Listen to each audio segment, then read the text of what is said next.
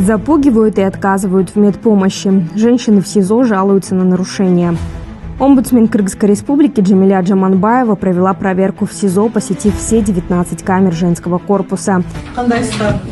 Узнать условия, что, как, есть жалобы на условия содержания в целом, суды, адвокаты, я не знаю, может быть, есть жалобы на лиц сотрудников СИЗО. Если есть жалобы, есть возможность побеседовать. Да. Из 129 женщин 12 изъявили желание поговорить с ней лично. Они сообщили о запугивании и грубом обращении со стороны 2 сотрудниц СИЗО, а также о том, что им отказывают в связи с родными. Многие подсудимые пожаловались на плохую работу медицинской части. Помощь часто оказывают с опозданием или вовсе отказывают в лечении. У некоторых женщин нет государственных адвокатов или нет возможности связаться с ними вовремя. Также женщины отметили, что им не хватает времени для общения с детьми. Особую тревогу вызвало содержание в СИЗО женщины с 1,5-годовалым ребенком, для которого не созданы необходимые условия. По итогам проверки Джаманбаевой направлены рекомендации руководству для устранения нарушений.